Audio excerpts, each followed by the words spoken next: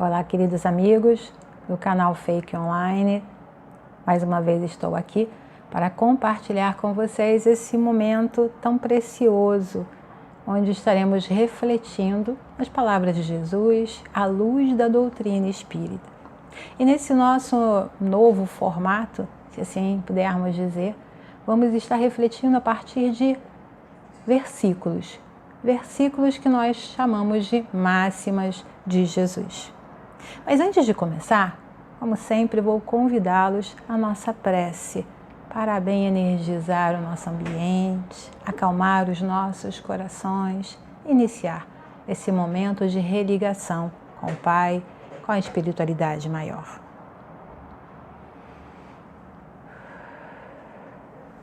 Queridos amigos espirituais, querida falante de amor que envolve a nossa amada Casa Fake. Juntos e felizes estamos por compartilharmos deste momento tão enriquecedor às nossas almas. Que sejamos bem intuídos, envolvidos neste amor maior. Que as palavras que aqui serão ditas possam tocar os nossos corações com a misericórdia precisa daquele que recebe com o ouvido de ouvir e coração pacificado. E é na certeza deste amparo que iniciaremos mais este momento de videopalestra, de reflexões à luz da doutrina espírita, a qual agradecemos. Vamos juntos. Graças a Deus. Graças a Deus, então, queridos irmãos, queridos ouvintes, para esse momento. Bom, o tema que foi escolhido para hoje, ele vem de Marcos, do seu capítulo 2. O versículo é o 15. Não, aliás, o versículo é o 17. Os sãos não necessitam de médico, mas sim os que estão doentes. Eu não vim chamar os justos, mas sim os pecadores ao arrependimento. Trazendo esse versículo, essa máxima, para uma reflexão mais ampla. O que essa passagem da vida de Jesus nos leva a pensar? Porque esse versículo, ou essa máxima, nasceu de um momento da vida de Jesus, uma passagem. É bom que a gente leia o capítulo, o capítulo 2, a partir do versículo 15, para contextualizar um pouco melhor essa passagem. Para que a gente comece a analisar. Primeiramente, vamos ao contexto, em que esse episódio aconteceu. E foi um episódio tão marcante, a ponto de 3 evangelistas o narrarem, porque nós encontramos esse episódio, ou esse momento da vida de Jesus em Mateus, Marcos e também em Lucas. O que foi relatado? Bom, Jesus ele estava ceando, Ele estava, depois de um momento, ele saiu a caminhar e chamou uma pessoa e disse, vamos lá, vou cear na sua casa. E essa pessoa ficou super feliz por esse momento, ter a oportunidade de preparar um almoço, um banquete, que seja, mas mais ainda, por ter Jesus à sua mesa. Porque a refeição, para aquela época, no contexto daquela época, era um momento muito especial, era um momento muito relevante na vida daqueles homens, era dar uma parada nas suas atribulações, no seu trabalho, para uma convivência. Então, um momento bem especial por si só. E o que acontece? Jesus estava cercado por pessoas de classes sociais bem distintas nesse almoço, nessa refeição. Lá estavam seus apóstolos, gente humilde que sempre seguia Jesus, pessoas que queriam ouvi-lo, estar presente, Também estavam lá escribas, fariseus, e inclusive a casa em que ele estava pertencia a um publicano. Quem são os publicanos? Para que a gente entenda um pouco melhor o contexto, esse grupo que estava lá nesse momento. Os publicanos são judeus Geralmente são descritos como coletores de impostos. São reconhecidos ou conhecidos como aqueles que recolhiam os impostos e taxas para o Império Romano, os conquistadores. Já por isso, não eram bem vistos, né? Ser um coletor de impostos não é alguma coisa, né, tão bem vista assim. Quem é que gosta daquele que cobra, daquele que bate a sua porta para cobrar? Mesmo que você saiba que é devido. Não é lá uma figura das mais agradáveis. Mas além disso, ele era alguém que colaborava com os conquistadores, não é? E mais, muitos deles enriqueciam ilicitamente a partir do seu trabalho, da sua profissão. Dentre os participantes da refeição, também vamos destacar as figuras dos escribas e fariseus que lá estavam. Quem eram os escribas? Eles eram os profissionais que tinham a função de escrever textos, redigir as leis.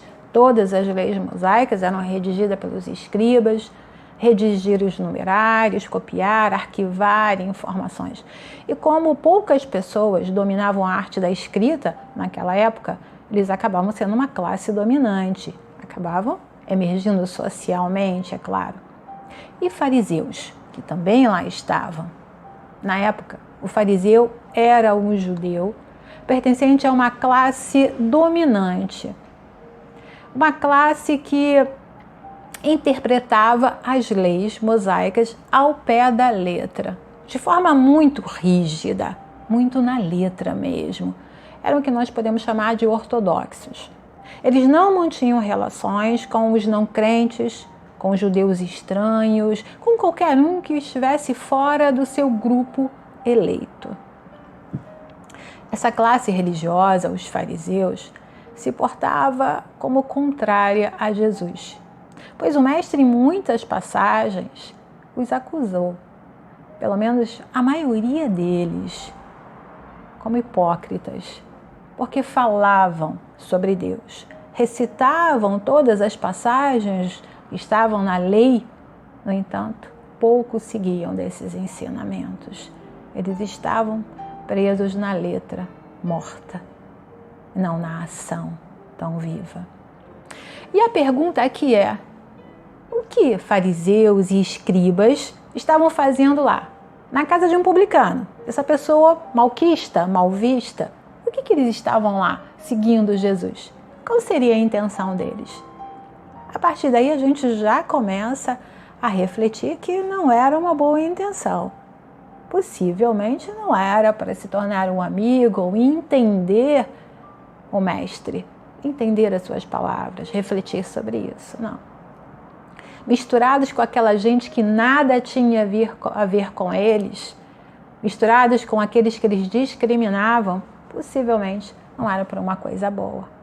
Mas Jesus, né, que não perdia uma oportunidade para educar o espírito, tanto o espírito daquela época, como o nosso, né, os nossos espíritos, a partir do momento em que pensamos e refletimos sobre seus ensinamentos, sobre essas passagens. Então Jesus vê a oportunidade perfeita no questionamento dos fariseus. Os fariseus, em determinado momento da ceia, perguntaram: por que come e bebe ele, Jesus, com os publicanos e pecadores? Uma forma de incitar, não é? Todos aqueles que lá estavam, porque isso não era alguma coisa comum ou bem vista, conforme a lei escrita. Jesus olha, percebe aquela pergunta, a pegadinha por trás daquela pergunta e responde de imediato: os sãos não necessitam de médico, mas sim os doentes. Pode parecer óbvia essa resposta de Jesus. No entanto, não era ou é assim tão óbvia, tão lógica. Não é não. É algo a se pensar. Vamos fazer essa reflexão para a nossa vida? Trazer isso para a nossa vida, para as pequenas coisas comuns.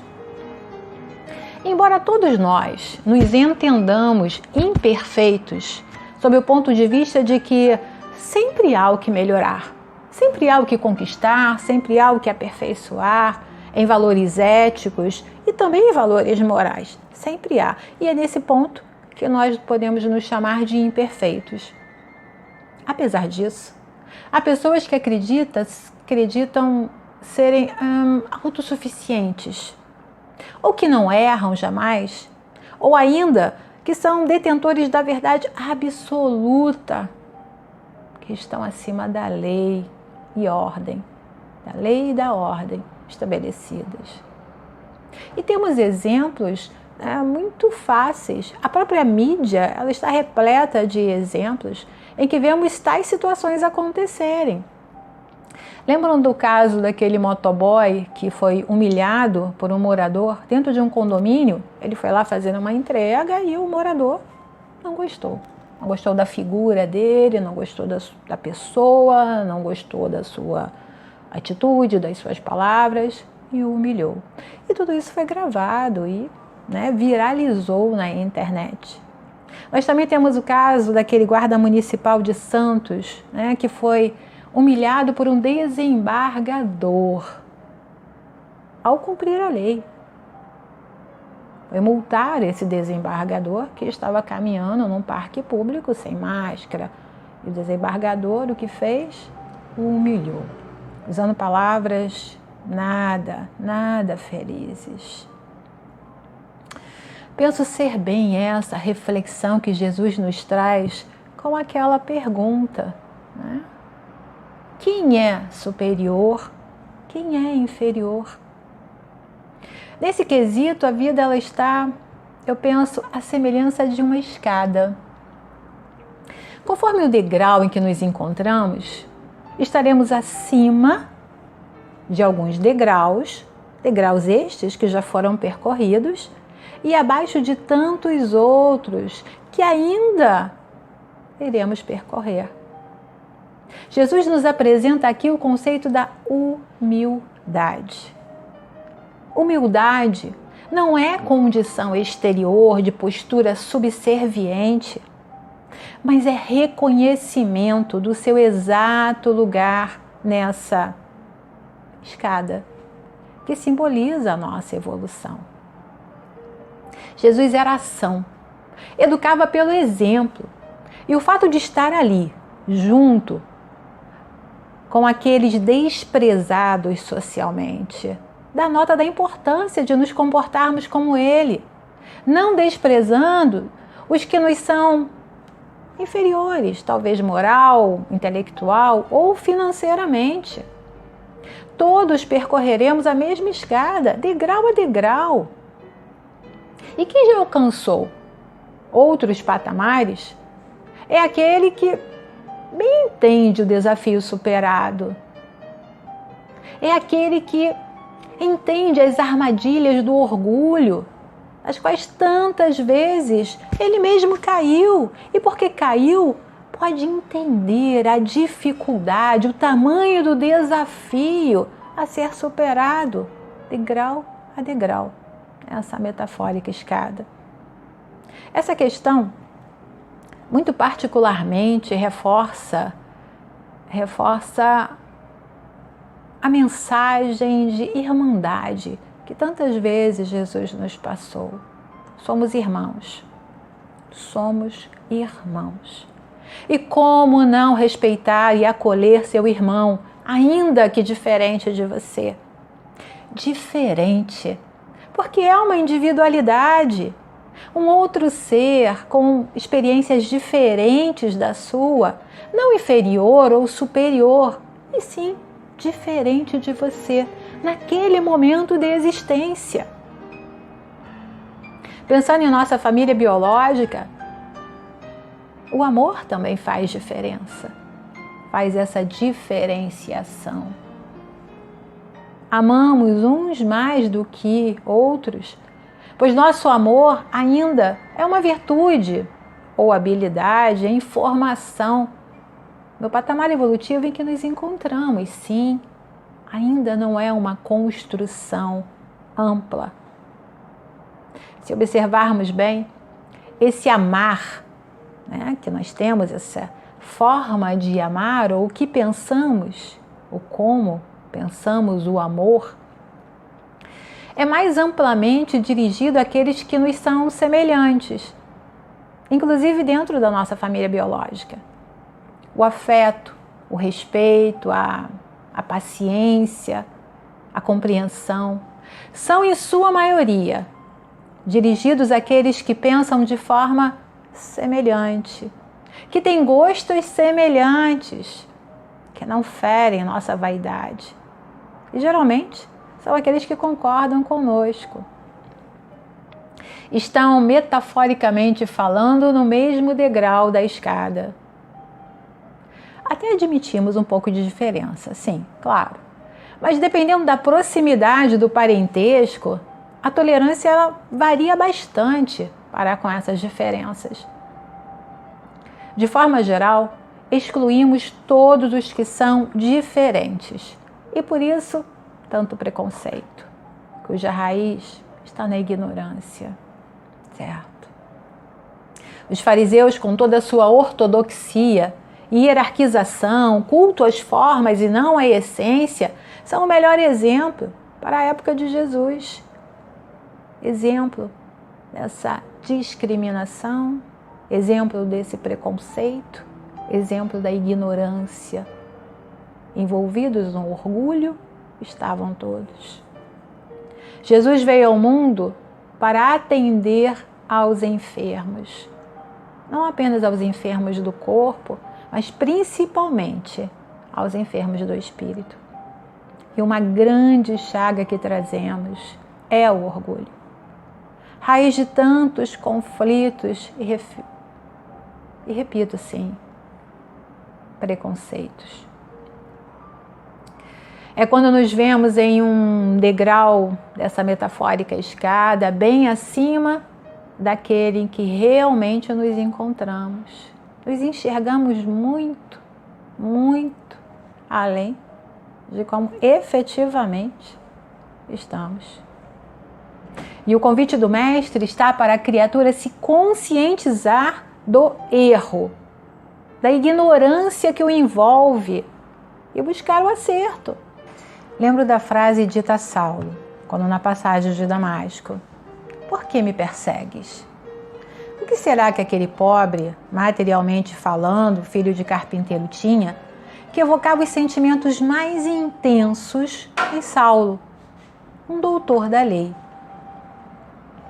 Penso que o orgulho de Saulo, que se atribuía enorme valor face a todas as conquistas materiais que auferiu, era o que provocava tamanho ardor, tamanha intensidade de sentimentos nele. Sentimentos que conflitavam com o convite de Jesus, o qual ele intimamente intuía que era o verdadeiro convite de Deus. Pois a lei de Deus, lembram? Está gravada na nossa consciência. A aplicação das leis éticas, soberanas e justas, são as leis de Deus. A aplicação desta lei é para todos, e não para um grupo de eleitos. Aí o conflito. Saulo aqui representa o enfermo tão necessitado do médico divino, para bem cumprir o seu propósito maior, o propósito daquela encarnação. Propósito esse que aconteceu quando depois ele pôde abrir os olhos na passagem da cegueira momentânea e o seu reabrir dos olhos, recuperar a visão, e aí na figura de Paulo, que tornou-se o apóstolo dos gentios. Porque Jesus não veio para os sãos, então? E a resposta é porque os sãos não necessitam de médico. Foi isso que ele respondeu. Na realidade, aqui a lição da humildade. E eu arrisco acrescentar que também percebemos a lição do respeito. Respeito pelo tempo de cada um, em conformidade com o livre-arbítrio, lei divina. Jesus não veio se impor para aqueles que ignoram suas enfermidades, suas imperfeições refletidas na alma. Ele veio convidar a uma mudança. E como tal, aceitar o convite é decisão íntima. Entendemos que nem todos estão prontos para deixar a sua cama de pregos, como eu costumo chamar. Ainda que desconfortável, é conhecida. Sabemos a forma de deitar nessa cama de pregos para que fique menos desconfortável possível. É o conhecido. No entanto, a mudança requer coragem para se despedir de tudo aquilo que trazia a falsa segurança. Quebrar paradigmas. Isso é desafiador. Eu lembro de um conto zen, uma dessas muitas histórias, né, da filosofia zen, sobre um mestre zen que recebeu um professor universitário. Esse professor ele queria conhecer sobre a filosofia zen. E aí se apresentou lá o mestre zen, que o recebeu, né, suas acomodações, e começou a lhe servir chá.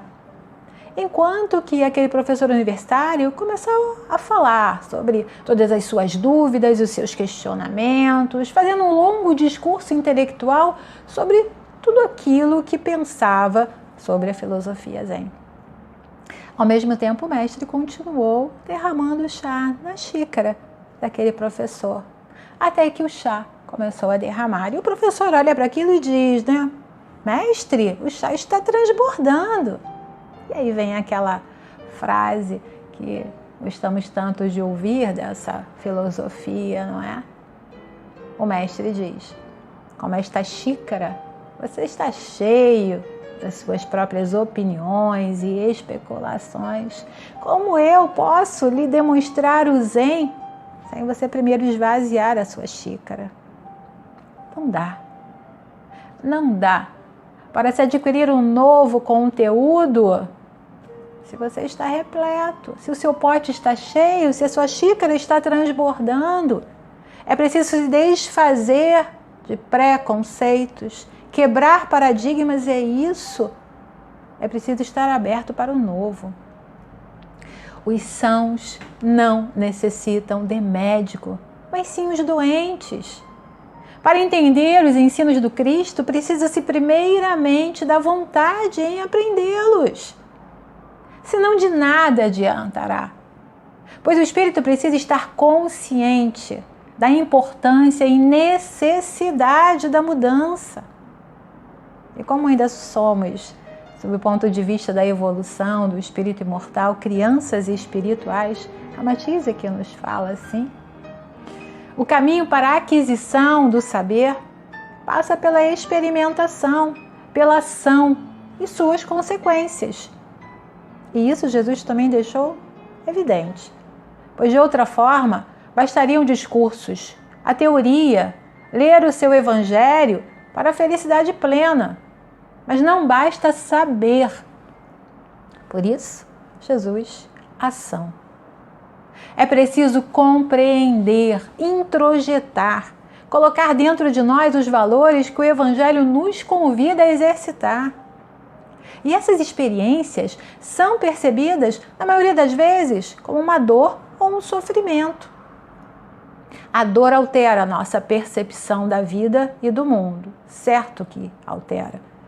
A pandemia atual nos trouxe uma forma muito clara e objetiva quanto à perenidade da vida. Tudo pode mudar em alguns instantes. Ontem, convivíamos com aquele ente amado e amanhã, poderemos estar na fila, implorando por um pouco de oxigênio ou uma vaga na internação, por exemplo.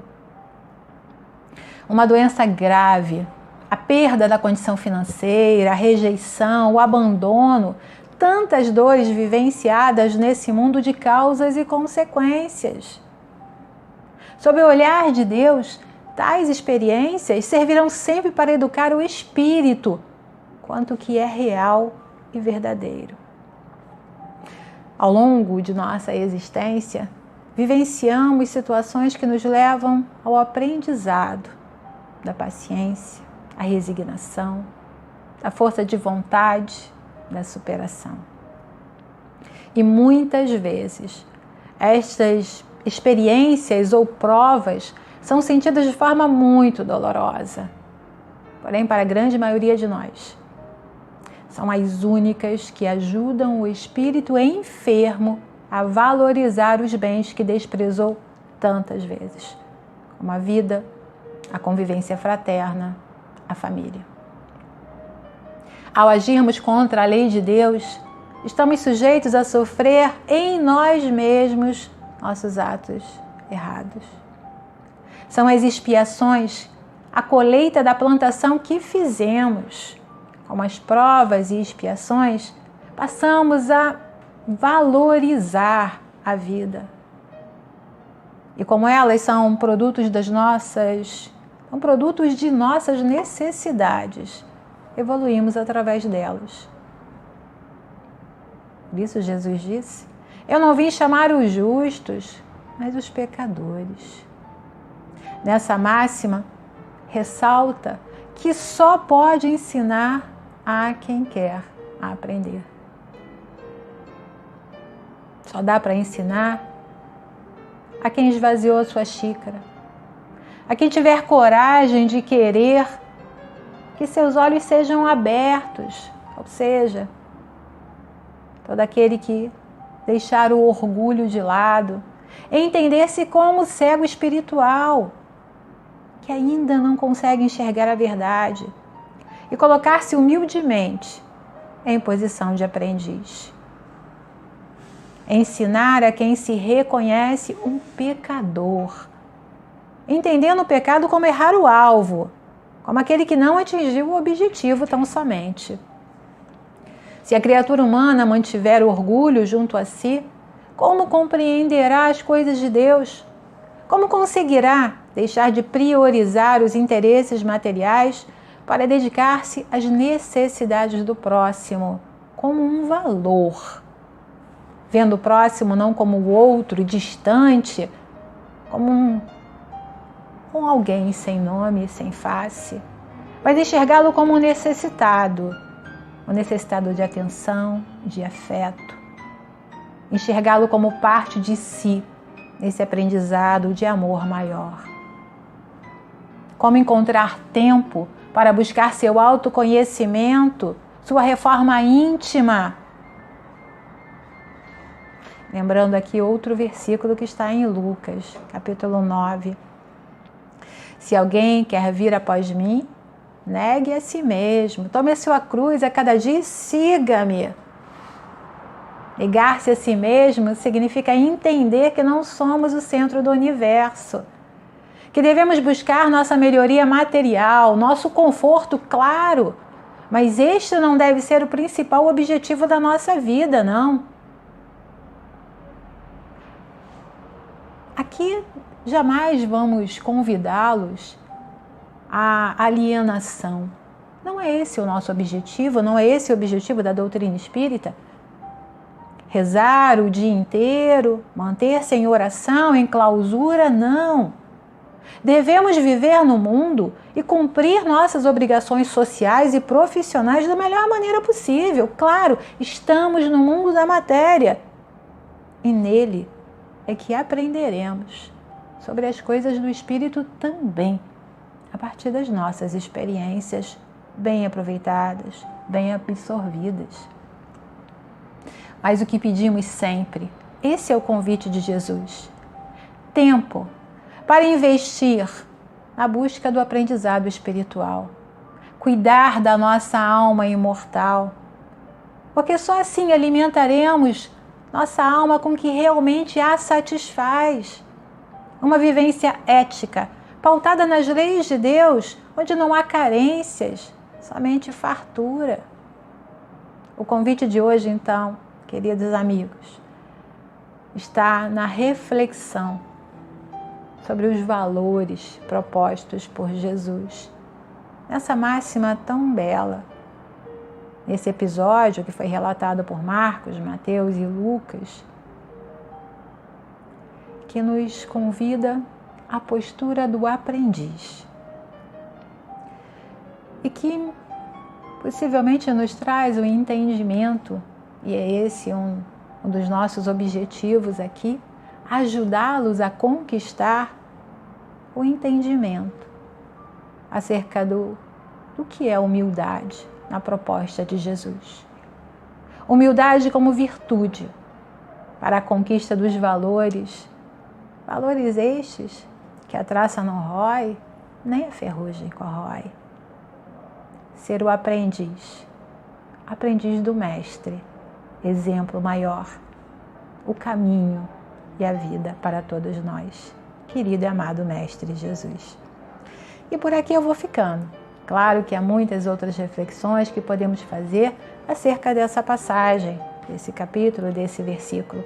Inclusive, eu os convido à leitura do Evangelho segundo o Espiritismo, no capítulo 24, que também aborda esse versículo, trazendo uma reflexão mais voltada às questões da mediunidade. Uma interessante reflexão que lá está. Mas agora eu vou ficando por aqui. Vamos mais uma vez agradecer à Divina Providência por essa oportunidade, através de uma prece. Vamos respirar profundamente. Se possível, cerrar os olhos, desacelerar e agradecer. Queridos amigos espirituais, querida falange de amor que nos envolve nesse momento, Jesus, Mestre querido, Divino Conselheiro de nossas almas, que neste momento, gratos e felizes, possamos levar a gratidão maior ao nosso amado Pai Criador.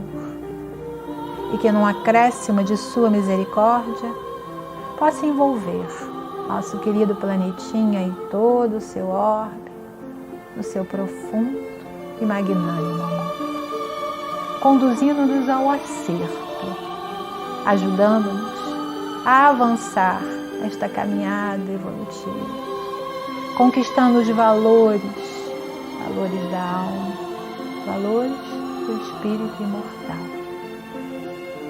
acolhendo, amparando, permitindo-se a postura do aprendiz, vivenciando a humildade na certeza que esse é o caminho que nos levará à felicidade.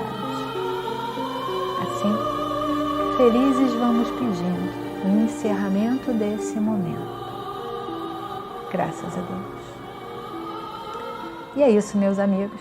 Agradeço a paciência, a boa vontade, os corações fraternos que me ouvem e que possam passar uma semana em alegria, em conforto e com muita saúde.